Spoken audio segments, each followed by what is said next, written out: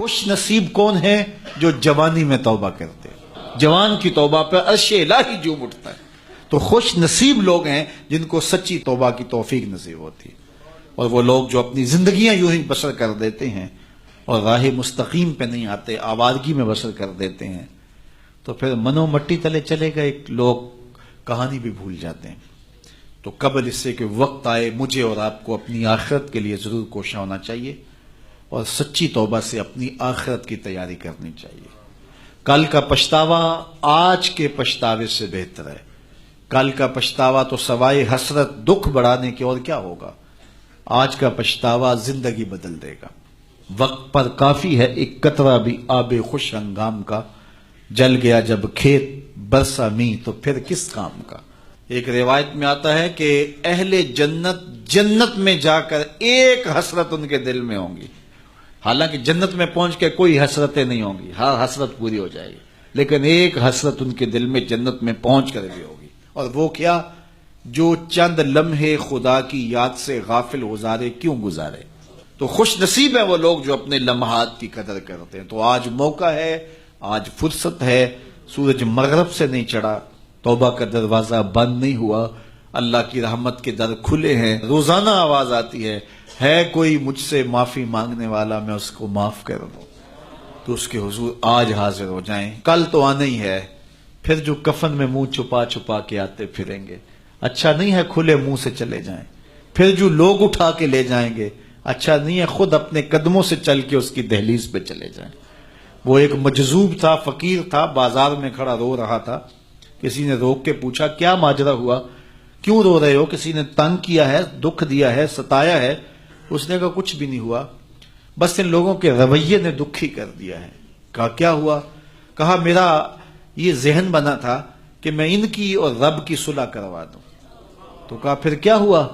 کہا وہ تو مانتا یہ نہیں مانتے، وہ تو کہتا ہے ان کو لے آ میری دہلیز پہ، ایک آنسو سے سارے گناہ معاف کر دوں گا، لیکن ایسے کھوئے ہیں یہ الٹا مجھے بے وقوف کہہ رہے ہیں، یہ مجھے گھور رہے ہیں کہ تم کیا ہمیں بتا رہے ہو۔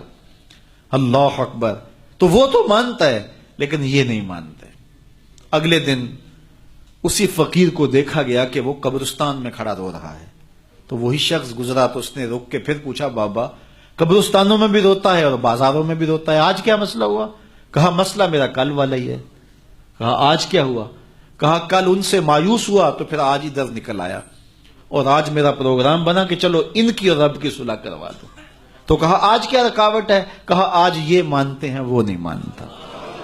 تو قبل اس سے کہ ادھر سے انکار ہو جائے کہ اب وقت بیت گیا، اب تم نے وہ وقت گنوا دیا، ہم نے بڑی مہلت دی تھی تمہیں، ڈوبتا سورج تمہیں روز کوئی پیغام دیتا تھا، اٹھتے ہوئے جنازے تمہیں روز کچھ کہتے تھے، بڑھاپا تمہیں آوازیں دیتا تھا، تم چلتے تو ٹھوکریں لگتی تھی، یہ ٹھوکریں تمہیں کچھ کہتی تھیں، لیکن تم نے کسی بات پہ غور نہ کیا، اور لمبی زندگی کی امید پر تم نے مالک کی دہلیز کو چھوڑے رکھا، اب تمہارے لیے کوئی راستہ باقی نہیں بچا۔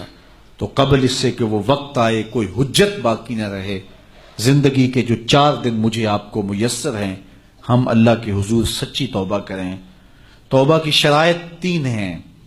پہلی شرط یہ ہے کہ جو گناہ کیا ہے اس پر ندامت، دوسرا یہ ہے کہ اس کو ترک کرنے کا پختہ عزم مصمم، اور تیسری چیز یہ ہے کہ آئندہ اس کو کبھی بھی نہیں کروں گا۔ اگر یہ 3 شرطوں کے ساتھ کوئی اللہ کے حضور حاضر ہو جاتا ہے تو وہ سچی توبہ ہے۔ لیکن محض کسی مجلس کے اندر توبہ توبہ پکار اٹھے، جس طرح وہ گاڑی والا ایکسیڈنٹ دیکھتا ہے تو رکتا ہے، 5 لاشیں گری ہوئی ہیں تو وہ ٹیپ بھی بند کر دیتا ہے، سارے بس والے توبہ توبہ پکارنے لگ جاتے ہیں، 1.5 کلومیٹر کے بعد پھر دوبارہ وہ بٹن دبا دیتا ہے، اور پھر وہی گانے اور وہی غلیظ چیزیں، اور پھر معمول کی زندگی۔ ایسی توبہ نہیں ہے۔